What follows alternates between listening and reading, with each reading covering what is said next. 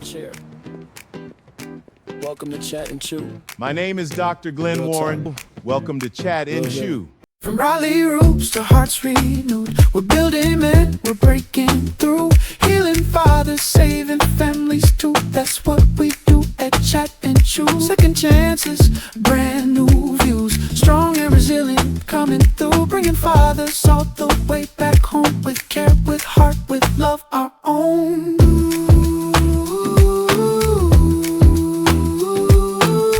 Fathers forever. Please make sure you follow us on Facebook, like and subscribe to our YouTube channel, and of course, hit the bell to activate notifications to let you know when we're on. Be sure to leave us a comment to let us know how we're doing. We'd love to hear from you.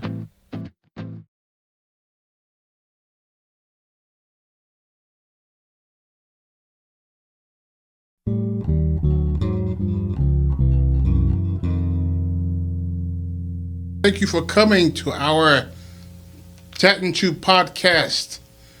Greetings, greetings, greetings. I want to, we have a very exciting program today.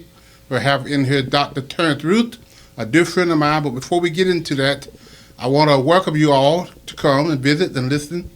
And go to the Facebook, share and like. YouTube, hit that little button.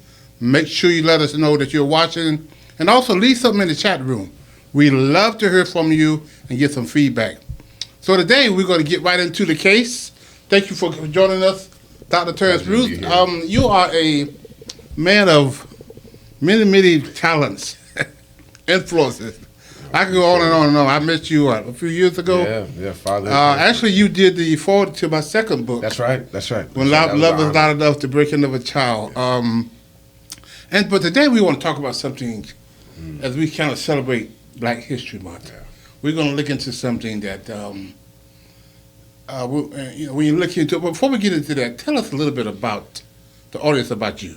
Yeah, so I'm one of six. My father passed away and my son was born. Oh, really? So my son was born in 2014. My dad died in 2015. I received my PhD in 2014. So there was a life transition, but it was at that moment that I began to really appreciate the story of my father. Wow.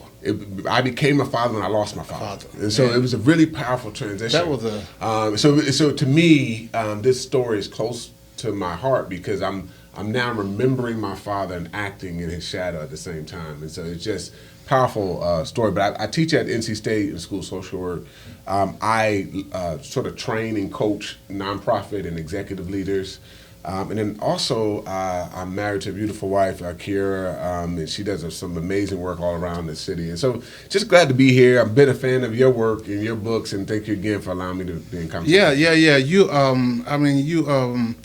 Your resume is very impressive, man. You've done a lot of things, and I think you worked for the NAACP at one time. Yes, so I was the executive director for the state when the late Dr. Spearman was taking over the reins of president from Dr. Barber. Okay. And so I spent some time there, and then when Dr. Barber went on to his national work with repairs of the breach, I ended up becoming the national director for his organization, Repairs of the Breach. And so just had a chance to meet some amazing leaders in my time, and so I've been learning. I'm always a student, and especially a student of yours.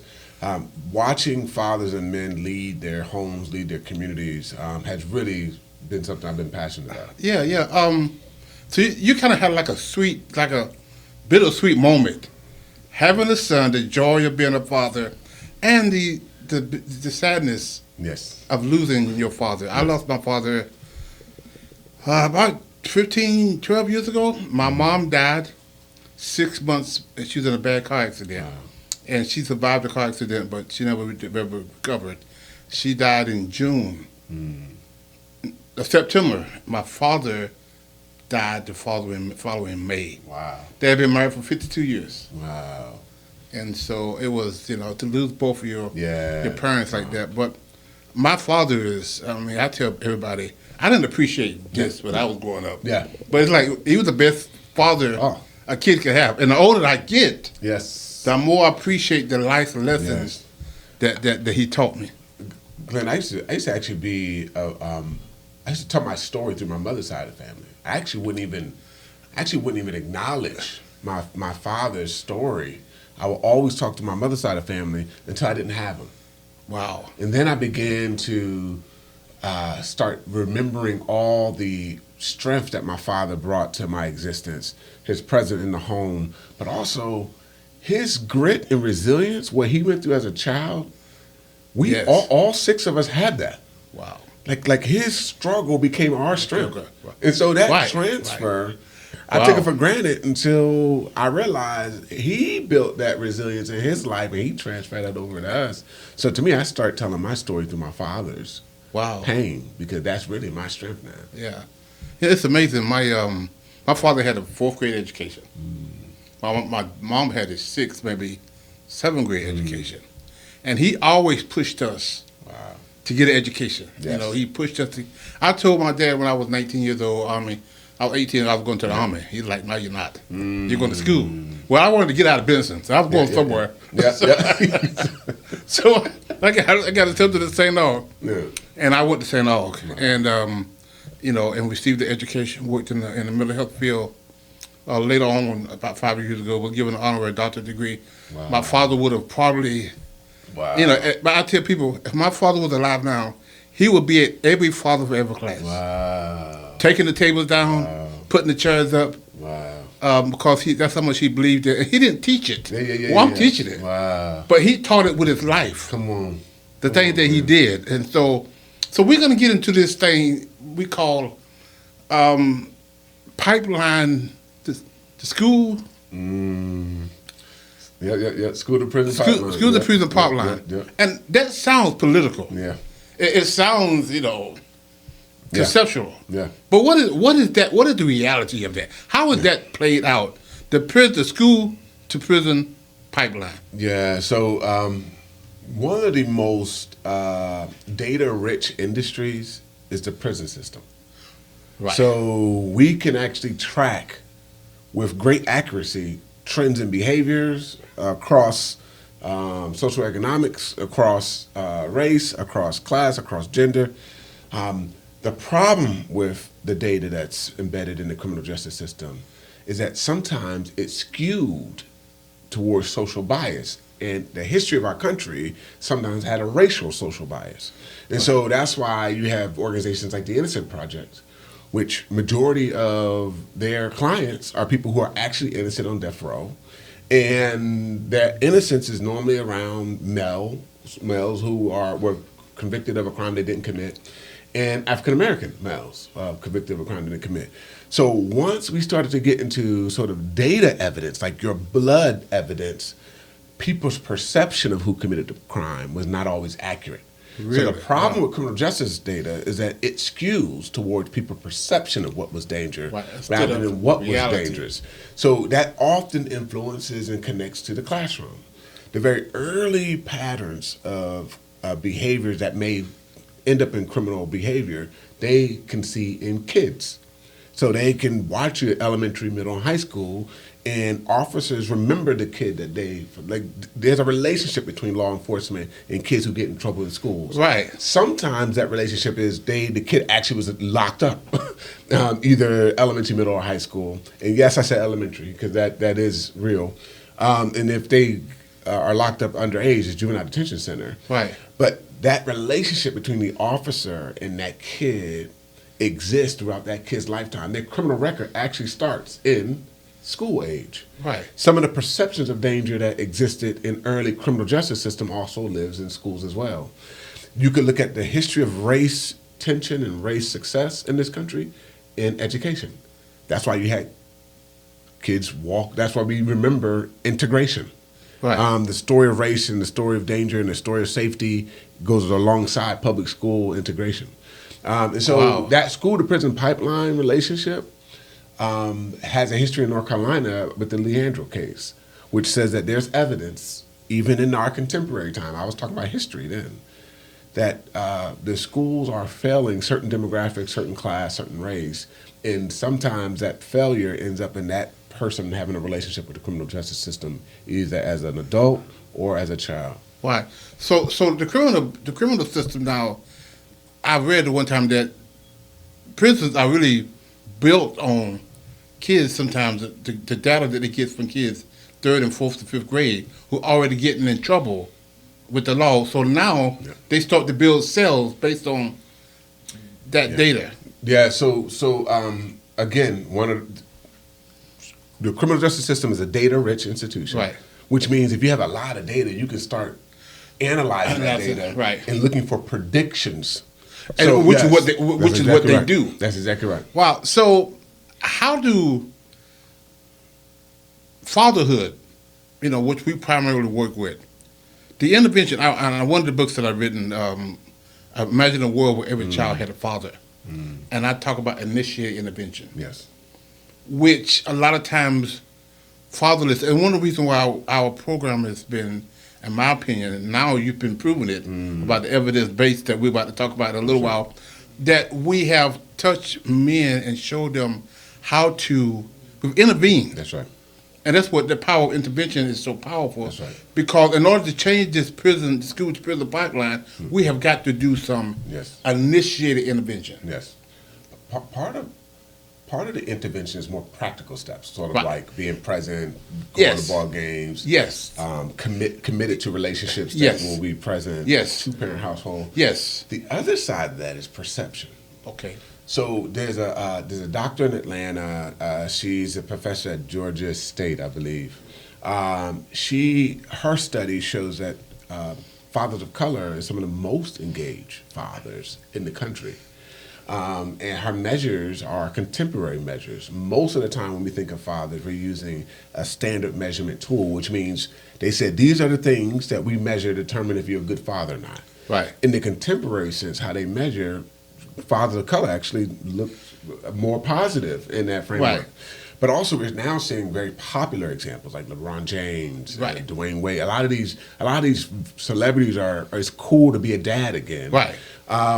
So the perception of fatherhood has to change in people's minds, not just a practical intervention. Right. And I think when we start thinking again about how cool, how awesome, how present fathers of colors are, I do think it will have an impact on practical steps as well of intervention. So my son, we had a podcast a few weeks ago, and this is not the first time he said that, but he's a barber. And 90%, 95% of his clientele are men. Well, 95% of those men have kids. Yeah, that's so he said every day long, 7 days a week, all I see is black men with their black kids. Wow. And you tell me that, Come on. He said, so that the perception and the reality is not adding up. It's not at all. Also, I remember being in the kitchen. It's 6 of us, 4 boys, so that's 4 heads that my dad had to cut. I remember having to sit in a chair about an hour long. It's just you and your dad. He's looking you in the eyes sometimes. You're looking at his hands. It's being a barber is an intimate exercise. But yeah. My father used to cut our hair one by one. We took it for granted at the time. We were little kids. But that was the most powerful moments. He's telling stories of his life. Right. That exchange, we won't measure that in the standard I was telling you about. Wow. Because you don't captivate them. No, they'll talk about how many times do you eat at the table together. That's one of the measures. But they won't measure your father cutting your hair, that time together. They'll talk about throwing the ball together. But him cutting my hair was a deep connection. Wow. And so to me, I think there's new measures that are now culturally sensitive so that we can sort of see all the benefits of great fathers around different cultures. Right. And fathers of color are starting to present very strongly in those measures. Right. So my father we grew up in the country and we had wood stoves and we would have to get in the trailer. My dad would get us in the trailer and hook it behind the station wagon. Wow. We'll go 35 minutes to get some wood, and then we'll come back. Yeah. And we did that 3 or 4 times during the winter months. Where as we get older, after many years of doing that, my father one day told me, after many days, he showed me how to do that, to get in the car with my siblings, to take them to the wood pile, to get a load of wood on the back of a trailer. I'm driving 55 miles an hour After he done taught me that over and over and over and over again, Yeah. years and years and years and years, Yeah. now he trusting me to do it. And one day I got in and I did that. Yeah. And when I came back, and I didn't know he was there, Yeah. but I backed the trailer perfectly Wow. to the wood pile and unloaded. He comes around the corner and he says, "You back that trailer better than I do." Wow. And so those are the kind of lessons. That's I call that show and tell. That's right. That's right. Because back back in the day, now we have show and tell. You go to school and you get up and you show something. Show and tell in there was I show you how to do it, then I'll tell you to go do it. Wow. Wow.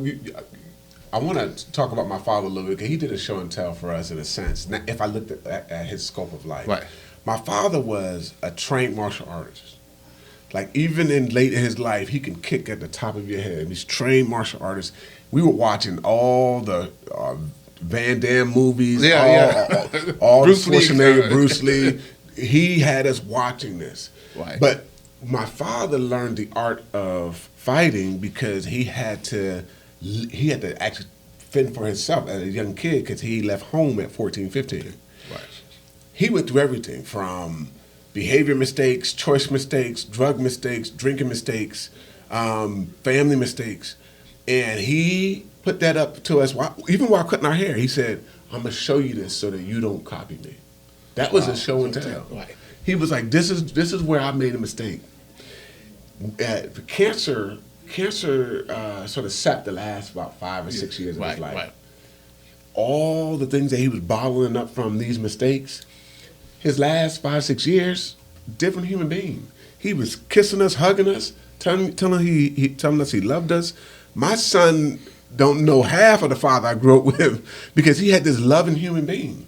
He actually gave me that your life can be redeemed. Wow. Like you can have a life of mistakes and like really turn to be this loving, compassionate human father. But some people, man, if you make mistakes as a young boy, they cancel you. Right. You are no good no more. Right. But my dad, he did a show and tell for me where he said you could be redeemed. Right. Your behavior can. Right. Yeah. And that's the premise of the school to prison right. pipeline. That's right. It's because these guys are 8, 9, 10 years old, 11, 13, 14 years, and getting in trouble. That's right. So instead of now you having corrective and intervention, That's right. you're punishing them by expel. Yes. Expend them. That's right. So now they go out in the community, now they get in more trouble because they're not allowed. So that whole concept, That's right. how do we fix that? How do we So provide some kind of intervention? So I know you work with an audience that's coming right out of the criminal justice system, and I did the same. I was just downstream. I was when they were young boys. Right. I was an alternative principal in a residential setting, which means they live and sleep there. I wake them up out their bunk, and they arrive in handcuffs. I wake them up, and they eat right out their bunk, and then I teach them.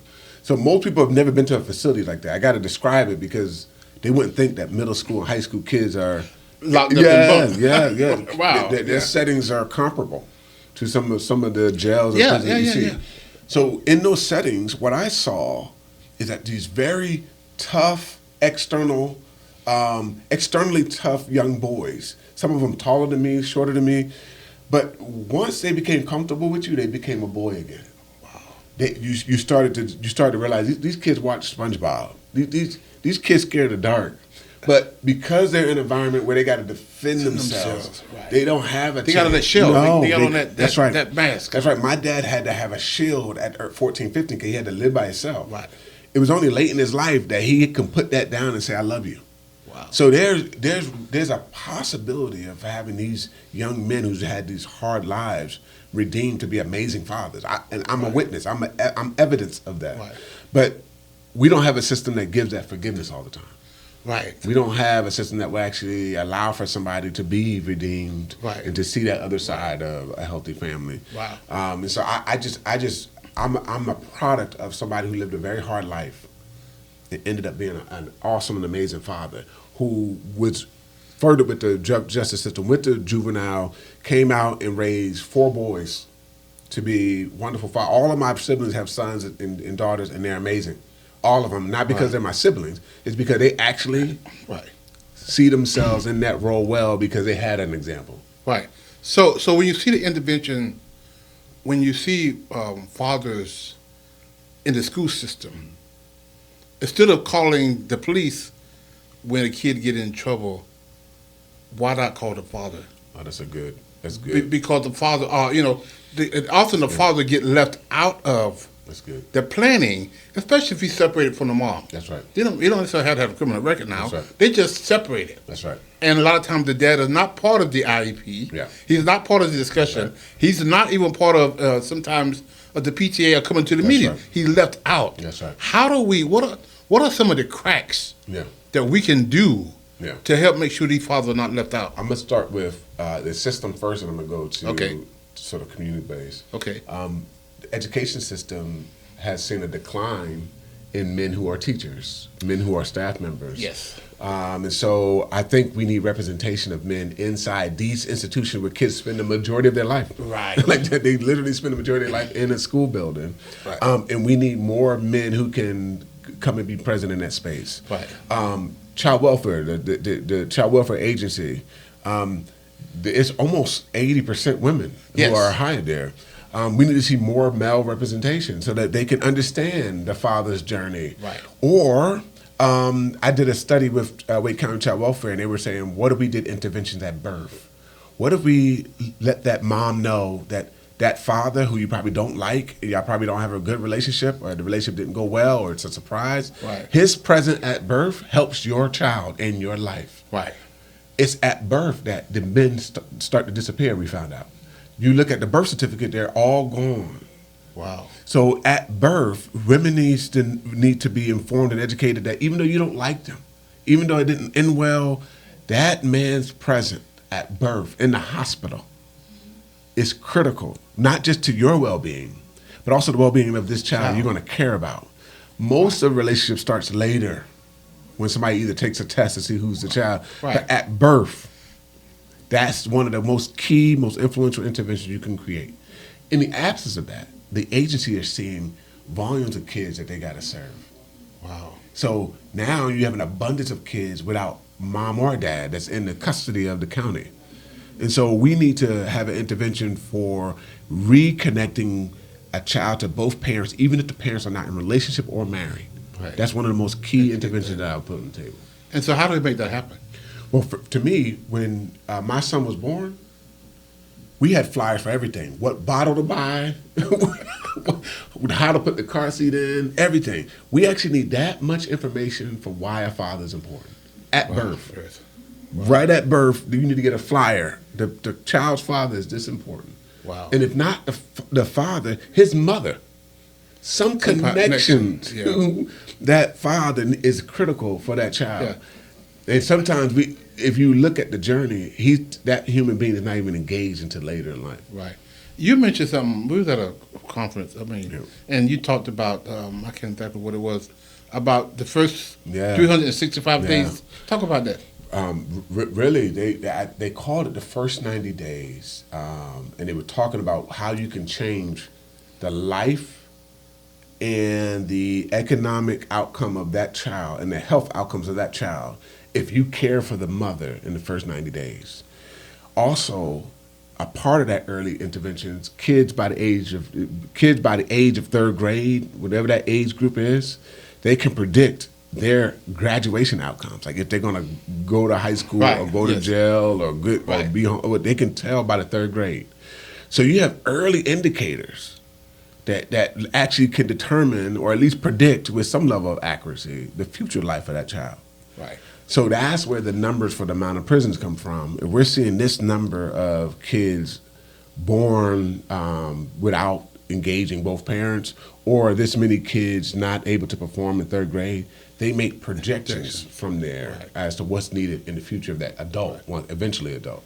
So let's go 10 years down the road. Yep. What would you like to see happen in the next 10 years that can help come up with a better solution to this problem? Yeah, so there are brands and influencers and marketing that has benefited so much from fathers not being present. It created wonderful movies. It has created a really strong workforce for women. Women are the number one educated human being in America. We're seeing decline in enrollment of men in higher ed. We're actually not seeing such great trends in graduation from high school. I would like to see young boys invested in again, so that we can get them upstream when they're young and impressionable. Right. But this is the part that I think was meaningful to me. There's a little girl that was in my life when I was like 21, and her father ended up impregnating her mom without staying in her life, pretty much threw her away. I just said, this is my daughter. She's now 18. She's my daughter. Everybody know. Everybody in my family know. There's no discussion. There's no test, nothing. Right. This is my daughter. We need to take on more kids. There needs to be a human being saying, this is my son, this is my daughter. And building healthy connections with these young human beings, irregardless of what happened in the early story that wasn't any part of their doing. Right. I am in that little girl's life. Some people may say I spoil her, but I'm in a little girl's life. But I have nothing to do with that early story. Right. But I have everything to do with her current story. Wow. And I think more men need to just be in the lives of kids who are present. There's a line of kids, especially young boys. Yes. Especially young boys of color. Yes. In the child welfare agency, yes, who are hard to adopt, believe it or not. Yes. So hard to adopt. These are people who are raising their hand for a father. Wow. So it's not even hard to find the opportunity. It's actually right. So we don't rest all of our hope in politicians. That's right. And the legislation, and making and they coming up with all kind of stuff that we need. However, there's something that we can do. That's right. Which you just personally, on a personal level. That's right. It's each of us. That's right. Can adopt a person. That's right. That's right. You know, that we know in the neighborhood that's fatherless or doesn't have a good relationship with the father, whatever. That's right. And we all know hundreds of them. That's right. How can we personally say, hey, I'm going to, lack of a better word, adopt this person? Yeah. Just kind of like you did with that young lady. That's right. So those are some of the things that we could do in the community while we're trying to push the legislation, while we're trying to get other things in place. That's right. We can do this on a personal level. That's right. To see a son or a daughter that doesn't have a father in their life and just be a part of that and make them understand the importance. I think so I was on a panel one time and they said, "What do you like to do?" I was like, "Be home with my son." Wow. Like I actually desire that. Right. It's not a punishment. I get life from his life. Wow. And I would like for fathers to have that stance. That is a life given to you that's giving life back to you. My father, when he lost his life, I realized how much life he gave me. And I didn't realize it when he was alive, but he gave me a lot of life. Right. And so I just think you have an opportunity to get life from a younger life.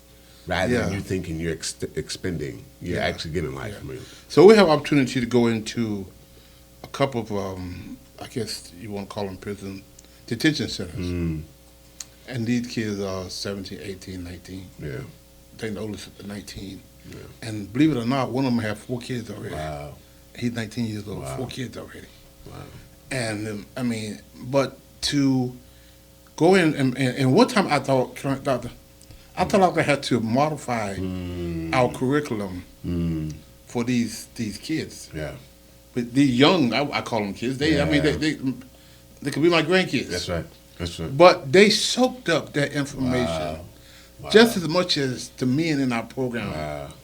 And they ask questions. Wow. I mean, you got to deal with the childish stuff. You got to deal with. Yeah. You got to redirect them because they can get sidetracked. Yeah. And, but they are easily redirected. Yeah. And they get quiet. Yeah. And when they get quiet, they don't make eye contact with me. I know that I'm resonating. I'm saying something that's spot on. Wow. And then you see this guy go from like this to start coming up to the table. That's right. And you see a transformation. And they finished all 8, 9 weeks. Wow. And only one guy out of the 3, 4 cycles we did, only one guy didn't finish. Wow. And it's amazing how they just But I want to congratulate you on having an evidence-based practice. Many programs don't have the luxury of saying that when a father comes through our program, their lives are changed, and you're able to say that. So congratulations on that. Thank you. But I actually had a chance to observe your class. It's very rare. I want you to think about it. Outside of the barbershop, it's very rare to have a collection of men who can be vulnerable around their father's story, their mother's story, and themselves. I've been in your class where they're sharing pain, trauma. Some of them are putting up a guard, and you're able to speak to that guard. Yeah. But very few settings that you get a chance to see that many fathers talking to each other about their pain, and in a trusting environment. I just want to just commend you for building over these years, building a program that actually allows for fathers to engage each other. Yeah, we're going to end with this story here. And every time I talk about this story, I get emotional sometimes. But it's amazing. One guy came in, and he had 2 kids. We didn't know we knew he had 2. He only talked about 1. Wow. And he loved his daughter. He talked about his daughter so much. Wow. I mean, he was just going on and on and on. And every time he's the talk of the town, talk of the group about his daughter. He's doing this. And one day, we was talking about, we have an experiment where, you tell us about your child. She got 3 kids. We gave her the time to tell us about your child, your 3 kids, and what remind you of each one of them remind you of you the most. Wow. If she got 3 kids, then you got to think about, okay, what Sue remind me of me because she did this. That's so Ben good. because they do, and they take their time, and everybody wait patiently till it's their turn. And so this guy, he started talking about his child. And I don't know, maybe it's the spirit of discernment or something. Wow. I discerned that was something else to it. Wow. And I said, so what about your other child? And he looked at me as if somebody turned up, like he was surprised. Wow. Like, how you know I had a son? I didn't know. Wow. But the way he was carrying on, Yep. it's like discernment said, ask him about his other child. Wow. And I asked him about it, and he looked off. Wow. And then he looked back.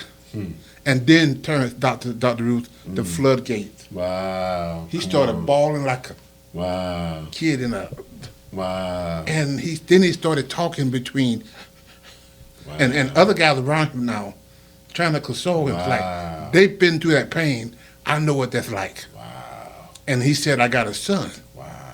He's named after me. Wow. I've been in prison for 7 years. I can't find him. Wow. The child's mother won't let me see him. Wow. And then I made a statement. I said, it ain't often the kids that we see. It's the ones we don't see That's that the good. ones we carry the most pain with. That's good. That's good. And so he didn't see his son for 7 years. Wow. Before he went to prison, his son was like that. Wow. And all of a sudden now you go to prison for 7 years, Wow. and you come out. And that's why I wrote the book, Bring Him All the Way Home. Yeah. That was one of the stories. Wow. Because we teach them how to come back and Come on. go to the PO officer, get a job, Come on. get a place to stay low, get out the way, keep your head down. But we don't teach them how to connect with their kids. Wow. That's so good. And we're not bringing them all the way home. We're leaving a part of them still locked up. Oh, that's so good. And we've got to bring them all the way home. And Wow. we got to do that systematically, Yeah. but we also have to do it in a right. personal manner as well. And I want to brief. I know time is up. My wife, when I met her, her father just got out of prison. He's been in prison her whole life. Wow. So I want to talk from the kid's side. Yeah. And she said he re-engaged her, and he talks to her as if she's the age in which he went into prison. Wow. And she engages him, talks to him every morning. He still talks to her like she's a little girl. There's hope for the kids who wants to re-engage their father as well. My wife talks to her father every day. Is it easy? No. Right. Is there a learning curve? Yes. Is there rocky roads? Yes. That's every relationship. Right. But to re-engage that father can help provide healing to the other men that's looking at that relationship. Exactly. And so I think the children can also be a part of that intervention as well. Right, because they need their father That's right. just as much as their father need them. That's right. And we've got to help them bridge the gap. And that's why initiate intervention is so important. That's right. Because we have to help men even before they ask. That's right. Even right. before they say it. That's right. Most of them, they don't come to me and say, Glenn, That's right. I need for you to help me connect with my daughter, my son. That's so They good. don't say that. That's so good. That guy, if that guy would never been a part of, Yep. he got to come to our program. That's why initiate intervention, we have to initiate it. We have to do the one that say, you know That's what, right. you need this, and I know you don't think you need it, but I'm going to give it to you anyway. That's so good, man. And that's when they go from like this to sitting up like that. And about the third or fourth class, you see the stuff just kind of settle down, and so this is an amazing journey, and I'm glad that that you've been working with us, helping out get our program evidence based, and we are so appreciative I appreciate for you. So now we're on a regular basis. Now Yes. we're gonna start doing the data. That's right. And every class That's we got now, I'm doing That's another right. thing right now that That's right. I'll tell you about that later on. But I already got a post, 3 Wow, questions, that's so good. and a pre and a post That's so that I'm good. already collecting data already Wow. because I know what the next step is. In order to get That's evidence so based, good. you got to get this. That's right. That's right. And so I'm understanding by being around you That's so and hearing you teach and talk about these things that we have to prove the evidence. Yes. Yes. And the money, the weeks and weeks and weeks and days that you came, That's right. and we got the data there That's right. to show that what we're doing effectively. That's right. That's I right. really appreciate that. No, not a problem. Yeah, so I know it's time that we Terrance, we got to probably 1.5 questions. Oh, sometimes I think I'm gonna run out of questions, but it went on in a place that it should go. That's right. I'm always prepared, but 9 times out of 10, Wow. it don't. And you and I get together, it's Yeah, always yes, good. yes. So, anything you want to say to our audience before we close? Yeah, I really do think that the future of families, with the cost of living being high, with people trying to connect to their kids who are now in digital communities, there's a lot of disconnection even within families. I think the future of families is going to revisit the history of families where several generations lived in the same home. Used to live in the same home with your great-grandfather, your grandfather, and your father. Right. I do think that having that type of living structure is not negative. I actually think that that's a space that we need to revisit as a culture. It used to be norm in American culture. But consider being present in a child that don't have your last name. Consider loving that child as if it's your own. Because you don't know what ripple effect that may have. And I'm a living testament of somebody who has done that. And it has been a blessing to me. And so I just give you that call to action as an intervention. Yeah, great. Just want to thank all of our audience for coming and being a part of this discussion today. Send this video to somebody that you know that may be struggling being a father, or somebody you know who's wanting to reconnect with their kids' child, who want to reconnect with their father. Sometimes it's them that reaches out first, because he may be feeling the pain, the shame, the embarrassment, and sometimes it takes initiated intervention. And so I want to say to the audience, please share this on your Facebook page and your YouTube and all the other things, all the other social media. So we're going to sign off until we meet again. Fathers Forever is all about healing fathers and saving families.